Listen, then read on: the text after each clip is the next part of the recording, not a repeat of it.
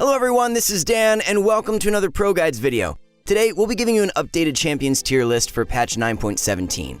This tier list is brought to you by our Challenger analyst and is based on what's currently strong in the meta. But first, I'd like to remind you to click on the link below and take a look at ProGuides.com if you want to learn more about teamfight tactics. ProGuides will always have info on the newest patches, best builds, and strategies, and there are all kinds of different resources from top players to help you become the best player that you can be, so be sure to check out ProGuides.com using the link in the description. Alright, now let's get back into the video. First, we're going to start off with an explanation of the tier list so that you can have a better understanding of how to use it. It's not always as simple as, oh, if it's in S tier, I must always pick it if I see it. Although S-tier heroes normally should be picked up on sight, you should always take into consideration the synergies they provide and if they fit into the composition you are building towards. S-tier heroes are there because they are always present in a top 4 composition and should be highly prioritized when seen in the shop.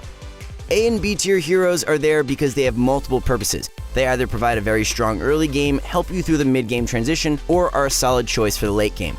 C and D tier heroes are usually used just for the synergy they provide and are not great champions on their own.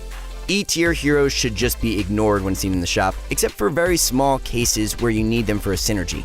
The best example being Katarina for her 4 Imperial buff. Following this tier list will bring you more consistency into your games, so let's get started. In S tier, we have Swain, Pantheon, Brand, Gnar, Sejuani, Aurelion Sol, Draven, Ashe, Shyvana, Kennen, and Evelynn.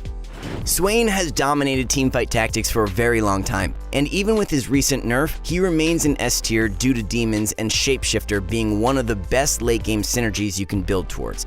Equipped with Guardian Angel and Morellonomicon makes Swain transcend the S tier. One could say his power level would be over 9,000. Pantheon received a hotfix just a few days after release. His numbers were too high, and he could be used in any composition without much thought behind synergies. After the nerf, he remains in the S tier because of his powerful anti-heal ability, which was unchanged.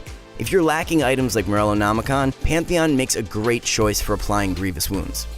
Brand is such a powerful unit right now, with his ultimate doing so much damage with the multiple bounces. Additionally, he comes with a powerful synergy of Elementalist, giving a huge mid-game power spike when completed with Lissandra and Kennen.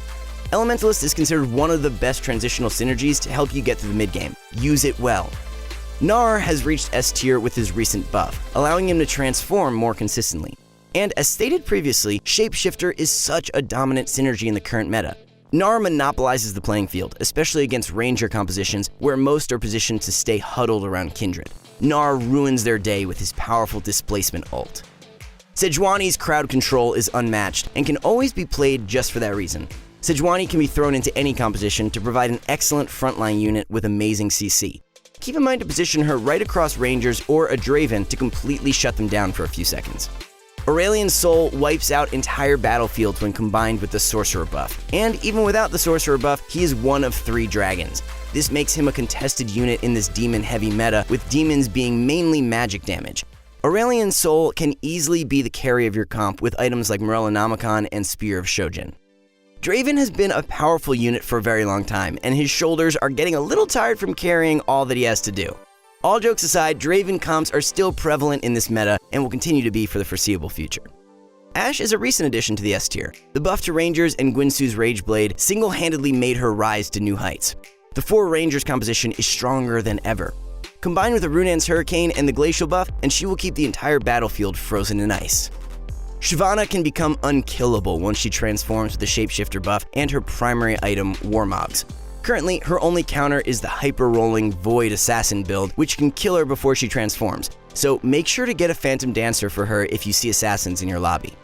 Kennen is in this slot due to the increase in popularity of Void Assassins. For the longest time, Kennen has been a great counter to assassins, stunning them and wiping them off before they can get in their critical strikes. It's crucial to have a GA equipped on him to ensure his ability goes off. The Evelynn build dominated the meta in patch 9.16 and is still a viable build in this patch. It has such a strong mid-game power spike that it can easily get you a top 4 finish. Just keep in mind that her 3rd item priority might need to switch to Phantom Dancer over Dragon's Claw. Scouting will come a long way.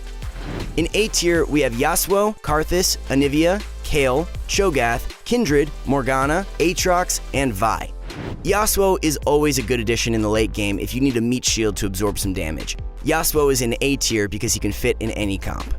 Karthus is the most powerful sorcerer once upgraded to a 2-star unit. However, not always playable as a 1-star due to him dying too early before getting his ultimate off, putting him in A tier.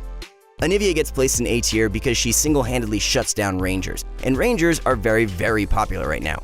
Even though Anivia comes with a great synergy of Elementalist, she doesn't have to be used only for the purpose of completing the Elementalist buff, but as a standalone unit to counter Draven comps and Rangers, slowing their attack speed greatly. After the anticipated Noble nerf, Kayle dropped down from S tier. She's still a great unit, but is now more situational, usually being used to replace a weaker knight. Kayle's power spike increases exponentially once 2-starred. Cho'Gath got hit with a pretty big nerf a few patches ago, and since then has not been the dominating force he used to be, and has fallen off the meta by a little. He is used in the Void Assassin composition to add the Brawler buff along with Rek'Sai, but outside of that, he doesn't make many appearances in top 4 compositions. Nonetheless, Cho'Gath has an amazing crowd control element, keeping him in A tier. Kindred and Ashe are the most beautiful pair in the Ranger composition. She's here to protect Ashe and to add the powerful Phantom synergy which works so well with Static Shiv, a common Ranger item. Morgana makes the A tier for having 2 synergies that are both excellent in the current meta, as well as being a good unit to play against assassins. If you have a lobby filled with them, pair her with Kennen and watch the assassins dissipate. Aatrox remains a powerful unit as long as demons are prevalent. He makes for a great 2nd or 4th demon addition to complete the synergy, and can make for a good frontline unit once upgraded to a 2-star unit. Vi is in the A tier because of her ultimate ability and the Hextech synergy. In the late game, adding in Hextech can completely shut down compositions that rely on 1 or 2 units. I'm looking at you, Draven and Ashe. Now, to get the most out of her ultimate ability, you want to position her on one of the side edges up in the front. That way, she will ult the farthest unit from her, which will be the opposite corner. She'll end up hitting everything along the way, knocking them up for a short duration and dealing damage to them all. In B tier, we have Akali, Leona, Jinx, Poppy, Braum, Lucian, Twisted Fate, Lulu, Zed, Garen, Darius, Nidalee, Elise, and Kassadin. Akali and Zed are your interchangeable ninja assassins. You usually use one or the other to complete an assassin synergy. The way you decide between the two is if Zed is close to being 3-starred, then stick with Zed. If Zed is nowhere close to being 3-starred, then you can look to replace him with a 2-star Akali. Leona and Guardians recently both got nerfed, but with Rangers and Assassins being strong in the meta, Leona remains as a good option to go for when scouting to see if the majority of the lobby is physical damage. Leona is usually used as a placeholder for Pantheon. Jinx is no longer the monster she was on release, dropping down 2 tiers. But a good Blade Master plus Gunslinger composition with Red Buff and Hush can shut down shapeshifters, especially when Jinx is made into a Blade Master. Poppy, along with Knights, are the best early game synergy to keep you at a high health pool. And with the recent buff to Yordles, using a 3 Yordle synergy to get you through the mid game is quite strong in the current meta. Not only is Braum one of 3 Guardians, he is also a great standalone tanky unit, being able to block ults like Brand and Varus. If you couldn't find an early Knight synergy, use Braum to be your frontline. Lucian is considered one of the best 2-cost units in the game. A Lucian with a Static Shiv or a Luden's Echo will allow you to get through the early and mid game without a hitch. And then his items can be easily transferred to a powerful late game unit like Aurelion Sol, Gnar, or Ashe. Twisted Fate gets the B tier placement because he enables carries so well with his blue card. Aurelion Sol can get multiple ults off in a fight, Kennen can shut down assassins before they lay a finger on your team, and Gnar can start causing havoc quicker, all because of Twisted Fate. Lulu is such a cheap sorcerer with a great crowd control ultimate, and with the added health she provides, it allows units to get their ultimates off where they otherwise would die before doing so. A great unit with good synergies and an amazing ultimate puts Lulu in B tier. Use her for the mid game until you get a more powerful sorcerer to take her spot. Zed is one of the earliest ninjas you can pick up, allowing you to power spike and stabilize your mid game composition.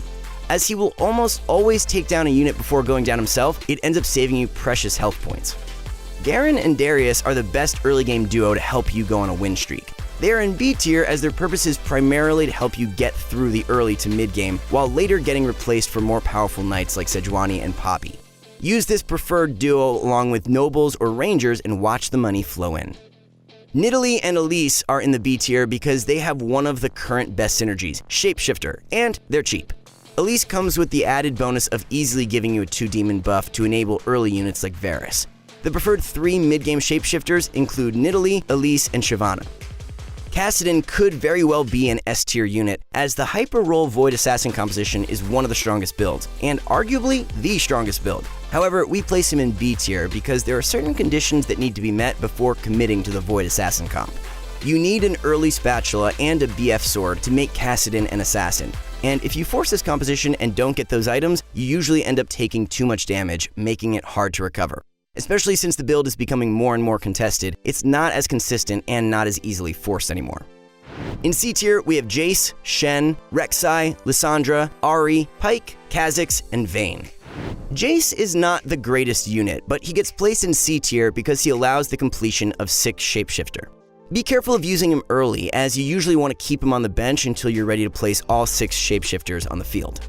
Shen is the other early ninja you can pick up, and he is used as a frontline unit if you couldn't find your early Knights or Braum. Rek'Sai is the other unit you can make an assassin in the popular Void Assassin comp. You want to do this when you don't think you can 3-star your Kassadin and are more likely to 3-star your Rek'Sai instead. After buffs to Lissandra, she is a great unit once upgraded to 2-star, but doesn't see much play outside of that unless it's for the elemental buff. Keep in mind that in the late game, Lissandra either gets replaced for a Nivea 1-star or just gets removed completely, breaking elemental synergy for a more powerful one like Dragon or Shapeshifter. Ahri has fallen off the meta due to Brawler plus Sorks not being as strong. She is usually only played if 2-starred early. Pyke is one of the early assassins that gets played in the Void Assassin composition. Outside of that, he doesn't see much play. Kha'Zix is the other early Void that you want to 3-star along with Kassadin in the Hyper Roll strategy for Void Assassins. Vayne is a really weak standalone unit, but she comes with good synergies in Noble, which is used for the early game. She's also used to complete 4 Rangers in the late game. In D tier, we have Miss Fortune, Gangplank, Veigar, Blitzcrank, Warwick, Fiora, and Mordekaiser. Miss Fortune gets a D tier placement because her ultimate ability can be played around. If you place a unit on the opposite side of where your army is, or if you spread out your units, the MF ult usually only hits 1 to 2 units, making it inconsistent. Another good tip against Miss Fortune: if you have a Kindred, you actually want your Kindred to get hit by the MF ult because it will charge up Kindred's mana bar faster, allowing Kindred to ult early on in the fight. GP and Gunslingers aren't in general as popular anymore, and should be ignored unless you super high roll a Gunslinger comp with good Gunslinger items. Veigar lacks area of effect damage and is outshined by many of the other sorcerers. Use him as a placement holder until you find a better sorcerer to take his place. Blitz and Warwick, along with Brawlers, have fallen off slightly. You can use them for an early Brawler buff to help you get through the early game, but quickly look to replace them with better Brawlers like Vi or Cho.